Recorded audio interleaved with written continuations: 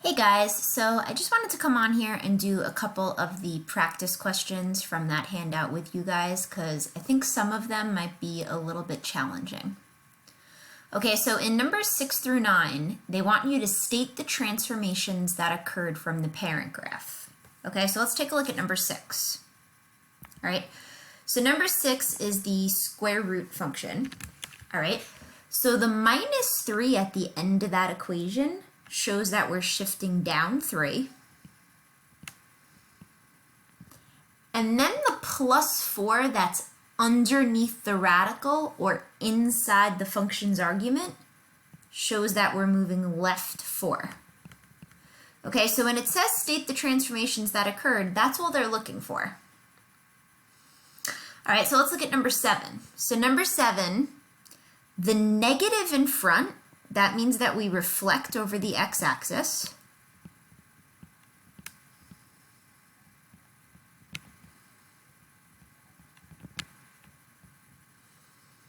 Okay, the plus 5 inside the absolute value symbols means we're moving left 5.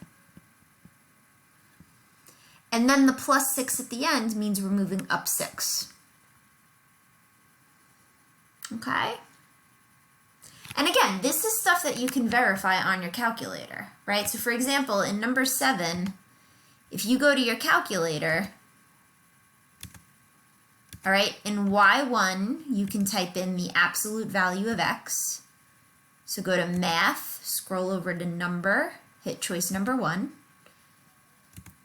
So that's absolute value of x. And then in Y2, you can type in the equation that we're given.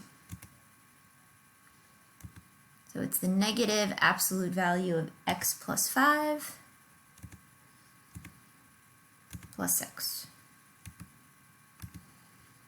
Okay, so you'll see here when you compare the two graphs, all right, the one is reflected in the x-axis, right? It's turned upside down, and then it's shifted left 5 and up 6. All right, so all of this is stuff that can be verified in the calculator. All right, number 8. So this is a quadratic function, right? It has x squared. So the negative in front shows that we reflect over the x-axis.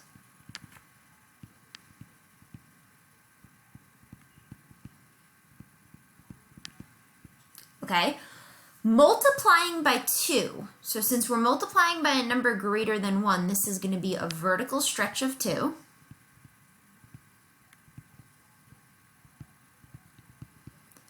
And then the plus 3 at the end means that we're moving up 3. Okay, number 9, all right, this is again a quadratic function because it's x squared.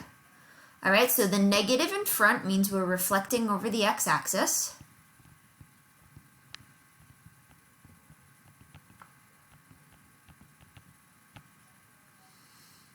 Okay, the 1/4, all right, since 1/4 is less than 1, we're going to say this is a vertical compression of 1/4.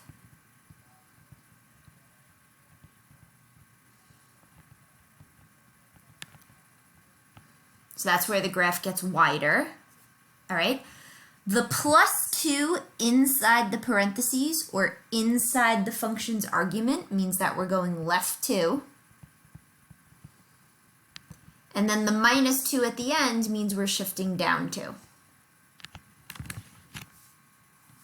Okay? All right, number 10. What is the equation of the graph y equals x squared after it's been translated 3 units to the left and 7 units up? Okay, so I like to start with the 7 units up. I know that means I'm just adding 7 at the end. So to translate 3 units to the left means I need to add 3 inside the function's argument. So in this case, that's going to be inside the parentheses. Okay, so that's our equation. Number 11, what is the equation of the graph y equals the square root of x after it's been translated 6 units to the left, 4 units down, and flipped over the x-axis. Okay, so again, 4 units down means you're subtracting 4 at the end. 6 units to the left means you want to add 6 inside the function's argument. So that's going to be plus 6 underneath the radical. And then to flip over the x-axis, we stick a negative in front.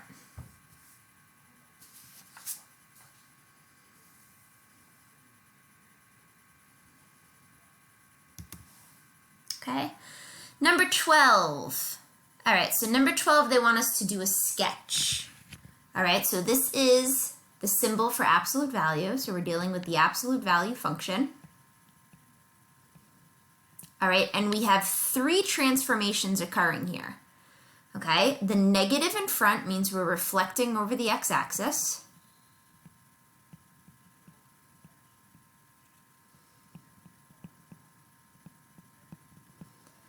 The minus 3 inside the absolute value symbols means we're going right 3. And then the plus 2 at the end means we're moving up 2. All right. So typically this is what an absolute value graph looks like, right? It's that V shape and the vertex is at the origin. Okay, so first if I reflect it over the x-axis, it's going to look like this. And then we want to move to the right 3 and up 2.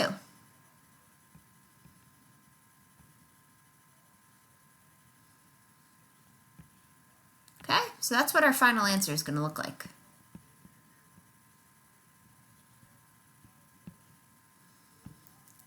Okay, so that would make our vertex 3, 2.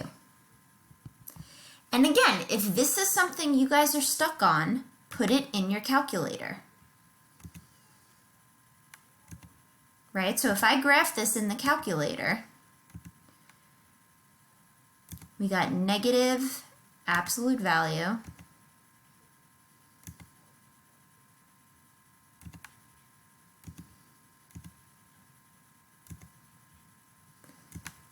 of x minus 3 plus 2.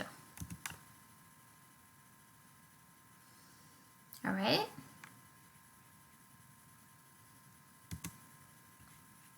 Okay. 13 and 14, I think, are questions that you guys should be able to try on your own. Okay, so I'm going to leave those questions for you guys to try. All right, the answers are up on Google Classroom if you want to take a look at them if you get stuck. All right, hope this was helpful.